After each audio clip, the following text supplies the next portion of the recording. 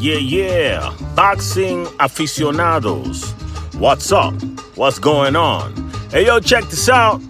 I like to make this video about one of my favorite fighters. Oh, I jest.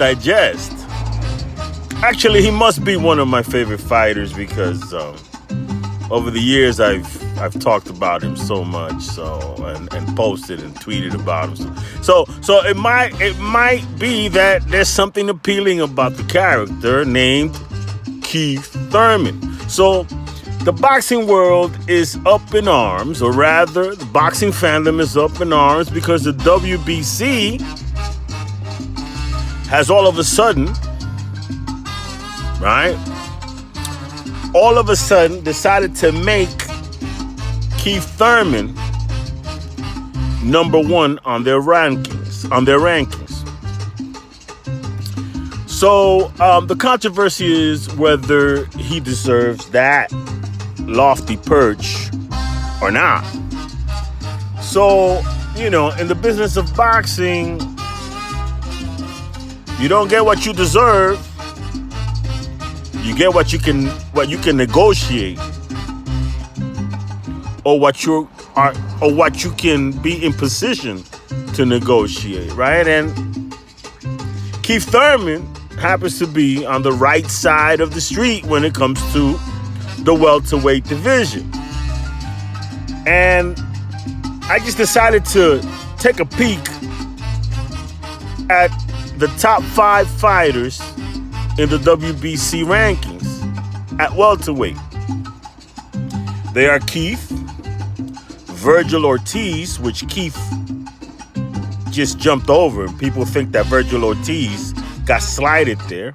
There's Jaron Boots Ennis, who's on the come up, right? Some people consider him, just beyond the prospect, contender, whatever. He's definitely on the rise and has been busier than Virgil Ortiz as of late.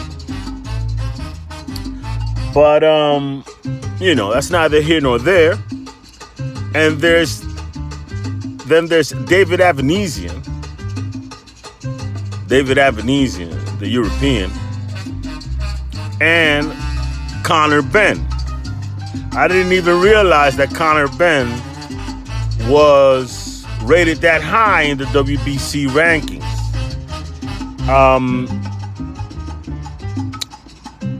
Some people might think that that's a little premature. So I'm going to leave Conor Benn out of the conversation.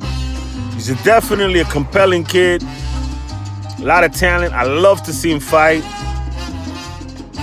Does have a bit of a fan base. Certainly has a country behind him. Right? And a great name, being from Nigel Benn stock. But again, let's get to the heart of the matter. Does Keith deserve to be #1? So when I read off these 5 names, and I take everything into consideration, meaning who the WBC's playing ball with at welterweight, because the WBC, Mauricio Suleiman tends to pledge his allegiance to whoever is in power in that weight class. Now, make no mistake about it. If Virgil Ortiz had the same Mexican following and name recognition that Canelo Alvarez has, there's no way that they would have leapfrogged him with Keith Thurman. But the fact of the matter is that he doesn't, because the kid is well comported, not a loudmouth, doesn't bring too much attention to himself, and just focuses on boxing, which could be good or bad. Good in that it helps him get to where he's got to go and stay focused. Bad in that, what they said, you know, you don't get the attention when you don't make enough noise. So the squeaky wheel gets the oil, right? And he's not a squeaky wheel at all. So here it is. Keith Thurman. Does he deserve it? I say yes. Believe it or not. And I'm going to tell you why. Virgil Ortiz has been too inactive. Virgil Ortiz has been too inactive to maintain that position, the number one position. And his inaction is what caused him to take the plummet to, I believe, number 2, right? Which is not bad, his inactivity. But Jaron Boots Ennis, is really married to the IBF. I think that's the route he's taken. And I think that that's where his management has really focused, you know, his ascension on. Not even the WBO. He's rated very high with the WBO, but for some reason, I believe that the path he's taken is the IBF, and it's a smart path. I believe that his management has, Cameron Duncan has decided to take him up the IBF route, and therefore hasn't really built a relationship between Jaron Ennis and the WBC. I don't see Cameron Duncan at WBC conventions. Jaron Ennis rocking any. I don't think he's fought for any WBC belts. You know, minor league belts. Correct me if I'm wrong, but I remember reading some article not too long ago that saying that basically that's the pathway he was going to take to assure himself a shot, because the IBF does get you a shot. They don't mess around with the IBF, right? So it's a smart path. And then you got David Avanesian. David Avanesian is a good name. He's a Euro fighter. But again, he's not on the right side of the street, right? And the WBC, like I said before, when it comes to welterweights, they're definitely quite clearly in Heyman's pockets. And so that leaves us to Conor Benn. Conor Benn is with Eddie Hearn, and Eddie Hearn couldn't even get Dillian White a shot at a strap for what? For 3-4 years, right? Some crazy amount of time. So what can he do with Conor Benn? And Conor Benn, who's a rookie coming up, and I don't think Conor Benn would want a shot at that strap against Errol Spence right now anyway. So that leaves us with Keith Thurman. Keith Thurman, who was a WBC champion, had to drop the WBC belt, never really lost it in the ring. He lost the WBA strap to Manny Pacquiao. Had just fought Mario Barrios, and I know that Mario Barrios isn't anything to write home about. But Mario Barrios, for whatever reason, seems to be a name that's recognizable. Does it deserve to be a recognizable name? Not in the least. That's neither here nor there.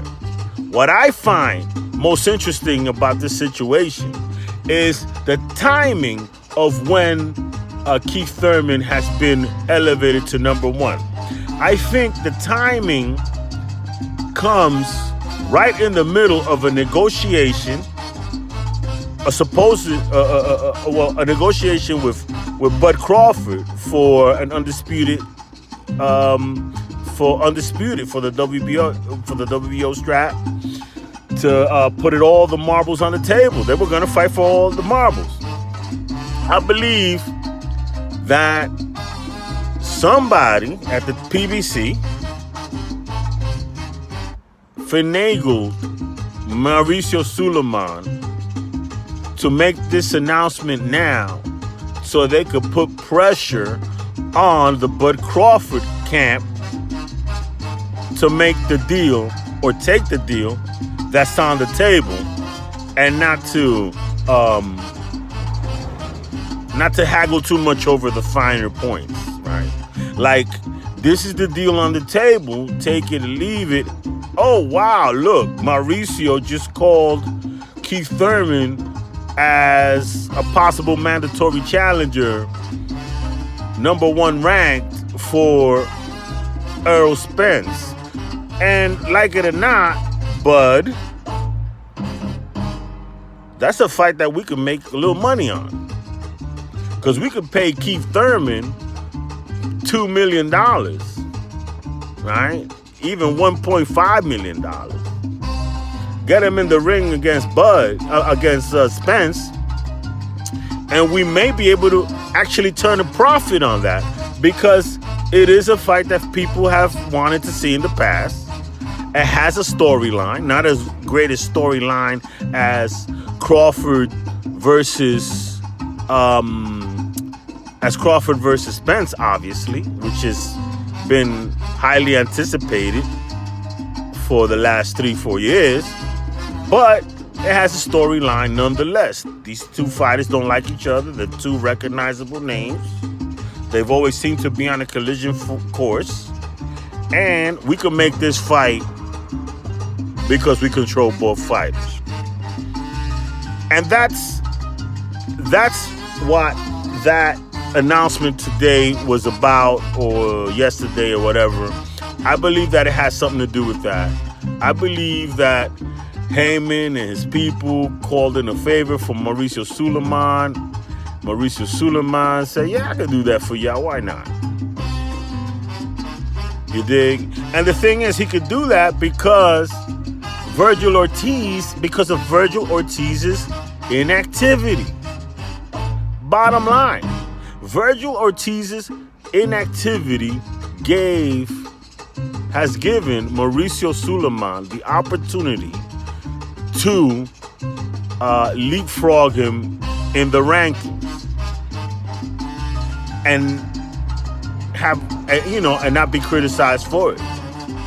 I mean, people are going to criticize the move anyway, but he can come back and say, you know what, Virgil hasn't been in the ring for a while. Virgil struggled making that weight. He's been hospitalized, this and that, and I don't even know if he can come back at 147. So we went ahead and pressed forward with Keith Thurman. If anything, it's just a #1 ranking. What we could do is, call an eliminator, WBC eliminator between Keith Thurman and Virgil Ortiz. If you guys feel something about it, if you feel, some kind of way about it, that's how we can remedy that down the road. But for right now, Keith Thurman is gonna be ranked #1. So, to tell you the truth, I have no problem with it. I know people like to bitch and moan about everything, but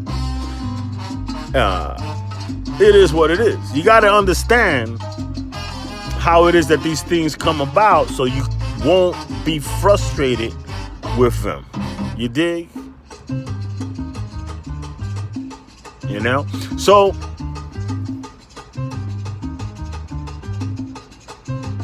by the way, this song right here, the reason I picked it is because it depicts criminal activity in a town called Calle Luna, Calle Sol, which is known for a very, very high crime rate. And some of y'all think that the WBC has committed a criminal act by ranking Keith #1. I assure you that I'd be bitching and moaning too, but I can understand it. Peace, I'm out. God bless.